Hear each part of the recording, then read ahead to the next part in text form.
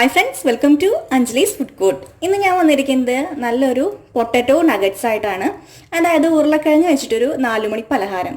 ഈസിയാണ്, നമുക്കിത് ഫ്രിഡ്ജിലൊക്കെ സൂക്ഷിച്ച് വെച്ചിട്ട് ആവശ്യാനുസരണം ഫ്രൈ ചെയ്തെടുക്കാനും പറ്റും. അപ്പോൾ നമുക്ക് എങ്ങനെ ഉണ്ടാക്കാൻ നോക്കാം. അതിന് മുന്നേ എന്താ ചെയ്യുക, നമ്മളുടെ ചാനൽ ആദ്യമായിട്ടാണ് കാണുന്നതെങ്കിൽ ഇഷ്ടപ്പെട്ടാൽ സബ്സ്ക്രൈബ് ചെയ്യുക.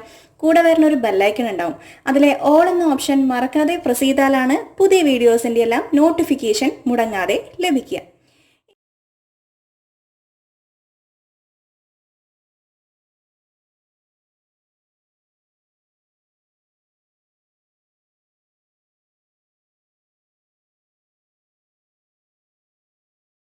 ഇനി നമുക്കിതിലേക്ക് വേണ്ട ഐറ്റംസ് എന്തൊക്കെയാണെന്ന് നോക്കാം. ഞാനിപ്പോൾ 2 വലിയ ഉരുളക്കിഴങ്ങ് ഉപ്പിട്ട് വേവിച്ച് ഉടച്ച് വെച്ചിരിക്കുകയാണ്. അപ്പോൾ നന്നായി ഉടച്ചിട്ടില്ല, അത്യാവശ്യം ഇതുപോലെ നിങ്ങൾക്ക് കാണുന്നില്ലേ, ഇതുപോലെ അങ്ങോട്ട് ഉടച്ച് വെച്ചിരിക്കുകയാണ്.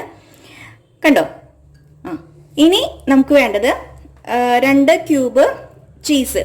അപ്പോൾ ചീസ് ഇല്ലെങ്കിലും കുഴപ്പമില്ല, കസൂരി മേത്തി അതുപോലെ തന്നെ ചാറ്റ് മസാല, ഈ 3 എണ്ണം ഇല്ലെങ്കിലും ഒരു കുഴപ്പമില്ല കേട്ടോ. എൻ്റെ അടുത്തുള്ള കാരണമാണ് ഞാൻ നിങ്ങൾക്ക് ഇതിലേക്ക് കാണിച്ചു തരുന്നത്. ടേസ്റ്റ് കൂടും, അത് വേറെ കാര്യം. ഇതൊന്നും ഇല്ലാച്ചെങ്കിലും എങ്ങനെ ചെയ്യാമെന്ന് ഞാൻ പറഞ്ഞുതരാം. പിന്നെ 2 ചീസ് ക്യൂബ്സ് ഇതുപോലെ ഗ്രേറ്റ് ചെയ്ത് വെച്ചിട്ടുണ്ട്. കസൂരി മേത്തി 1 ടീസ്പൂൺ എടുത്തിട്ടുണ്ട്. കുരുമുളക് പൊടി 1.5 ടീസ്പൂൺ എടുക്കുക.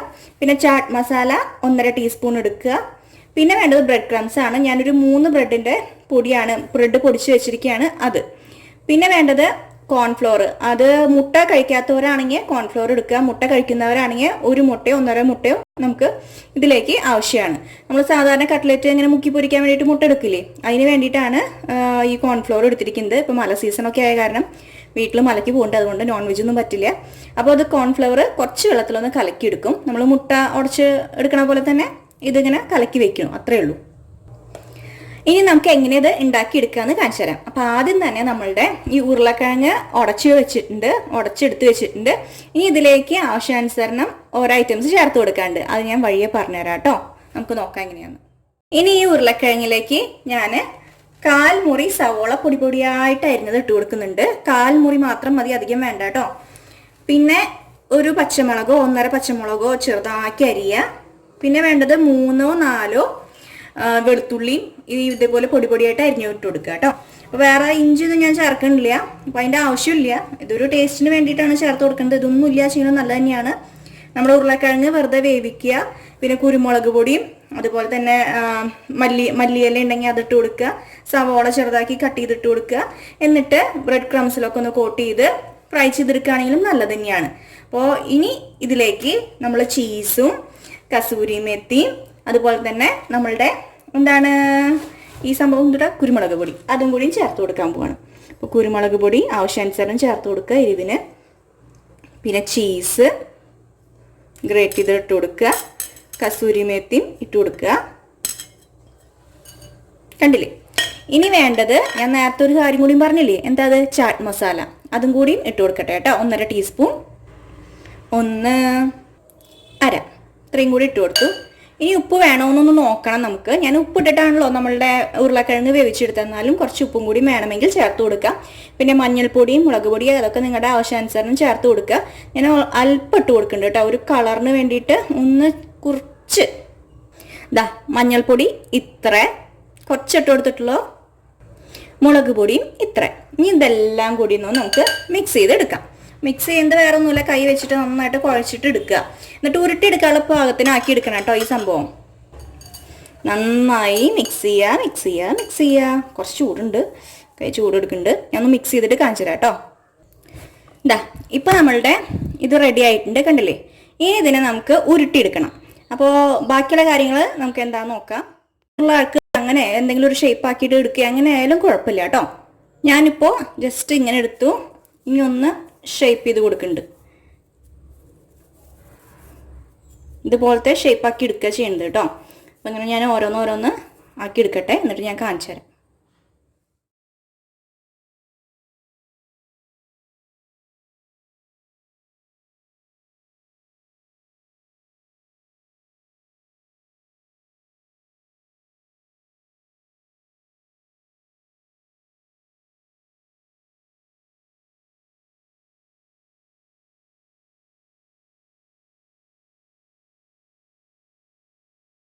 അപ്പോൾ അതാ നമ്മളുടെ പൊട്ടറ്റോ നഗറ്റ്സിനുള്ള സംഭവങ്ങളിവിടെ റെഡി ആക്കി വെച്ചിട്ടുണ്ട്. ഇനി ഇതിനെ എന്താ ചെയ്യേണ്ടത് വെച്ച് കഴിഞ്ഞാൽ ഒന്ന് സുന്ദരിയാക്കി എടുക്കണം. അപ്പം അതിനായിട്ട് ഞാൻ നേരത്തെ കോൺഫ്ലോർ കാണിച്ചു തന്നില്ലേ, കോൺഫ്ലോറിൽ കുറച്ച് ഉപ്പും എരിവ് വേണമെങ്കിൽ കുരുമുളക് പൊടിയൊക്കെ ഇട്ട് കുറച്ച് വെള്ളമൊക്കെ ഒഴിച്ച് ഒന്ന് ഒത്തിരി തിക്കായിട്ടുള്ള ബാറ്ററാക്കി എടുക്കണം. അപ്പോൾ അതാ കോൺഫ്ലോർ 3 ടേബിൾ സ്പൂൺ എടുക്കുക, കുറച്ച് വെള്ളം ഒഴിച്ച് കൊടുക്കുക.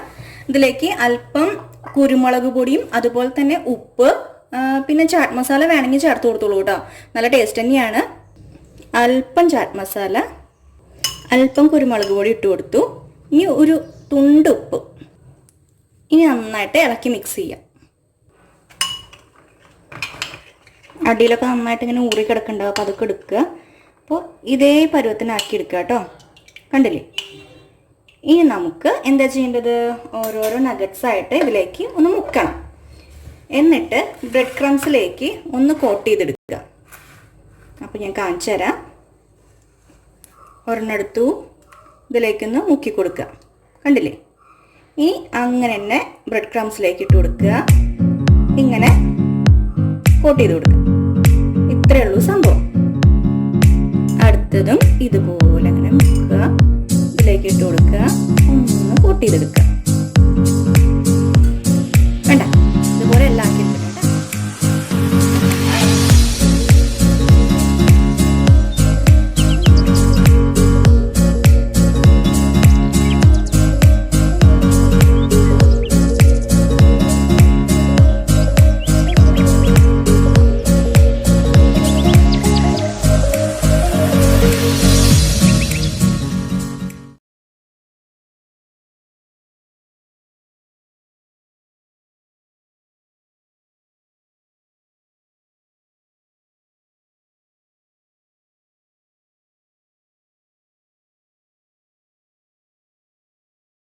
അപ്പോൾ ഇതാ എല്ലാം നമ്മൾ ബ്രെഡ് ക്രംസിലൊക്കെ കോട്ട് ചെയ്ത് വെച്ചിട്ടുണ്ട്. ഇനി ഇങ്ങനെ നമുക്കിത് ഒരു നല്ല ടൈറ്റ് ആയിട്ടുള്ള ഒരു ബോക്സിൽ അടച്ചിട്ട് ഫ്രീസറിൽ വെക്കുകയാണെങ്കിൽ നമുക്ക് എപ്പോഴാണോ ഇത് ഫ്രൈ ചെയ്തെടുക്കേണ്ടത് അപ്പോൾ ആവശ്യാനുസരണം ഫ്രൈ ചെയ്തെടുക്കാവുന്നതാണ്. ഒരാഴ്ച വരെ കേടുകൂടാതെ ഇരിക്കും.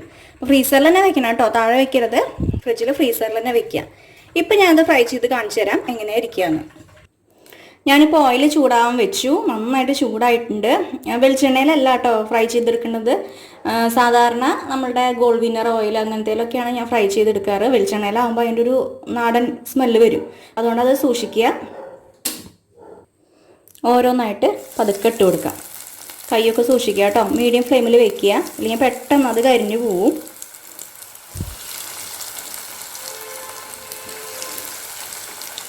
അപ്പോൾ അധികം ഇടുന്നില്ല, മറിച്ചിടാൻ പറ്റുന്ന പോലെ 3, 5 ഒരെണ്ണം കൂടി ഇട്ട് കൊടുക്കാം അല്ലേ. ഓക്കെ, അതൊക്കെ ഒന്ന് അപ്പുറത്തേക്ക് ഒന്ന് മറിച്ചിട്ട് കൊടുക്കുക. അപ്പോൾ തന്നെ കളർ ചേഞ്ച് ആവും പെട്ടെന്ന് തന്നെ. പിന്നെ നമ്മളുടെ പൊട്ടറ്റോ ഒക്കെ നന്നായി വെന്തതാണല്ലോ, അതുകൊണ്ട് ഇനി വേവേണ്ട പ്രശ്നമില്ല, ഇതൊന്നും മുരിഞ്ഞ് കിട്ടേ വേണ്ടൂ. ഇത് നന്നായി ഒന്ന് തിരിച്ചിട്ട് കൊടുക്കുക. ശരിക്കും മുക്കി പൊരിച്ചാൽ നല്ലത് തന്നെയാണ് കേട്ടോ, എനിക്ക് അധികം ആ ഓയിൽ കളയണ്ടേന്ന് വെച്ചിട്ട് നമുക്ക് എപ്പോഴും ഈ വറവും പൊരിവൊക്കെ ഉള്ള കാരണം ഓയിൽ ഇത്തിരി അധികമാണ് ഇവിടെ യൂസ്, ഞാൻ അധികം എടുത്തിട്ടില്ല. അപ്പോൾ അത് ഏകദേശമൊക്കെ എല്ലാ ഭാഗങ്ങളും ആയി കളർ ചേഞ്ച് ആയിട്ടുണ്ട്. അപ്പോൾ അതൊക്കെ നമുക്ക് ഇത് വറുത്ത് കോരാം. ഇങ്ങനെ നന്നായി ഫ്രൈ ആയിക്കൊണ്ടിരിക്കുമ്പോൾ ഈ ചീസൊക്കെ മെൽട്ടായിട്ടുള്ള മണം ഇങ്ങനെ വന്നു തുടങ്ങിയിട്ടുണ്ട്, നല്ലൊരു മണം തന്നെയാണ്. അപ്പോൾ എന്തായാലും ട്രൈ ചെയ്ത് നോക്കുക കേട്ടോ എല്ലാവരും. ശ്രദ്ധിച്ച് വറുത്ത് കോരണം കേട്ടോ.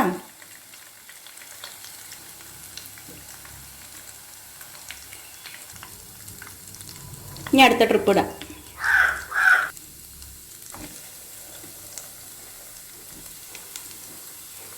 സൂക്ഷിച്ചിട്ട് കൊടുക്കുക. നേരത്തെ തന്നെ പൊട്ടിന്നേ, എൻ്റെ ഇടയിലൊരു ഫോണൊക്കെ വന്നു, അപ്പോൾ ശ്രദ്ധിക്കാൻ പറ്റിയില്ല. ഇനി ഇതും അങ്ങനെ ആവട്ടെ കേട്ടോ. ഇത് ഏകദേശം ഒരു ഭാഗമായി, അപ്പോൾ അതൊക്കെ അങ്ങോട്ട് മറിച്ചിട്ട് കൊടുക്കുക.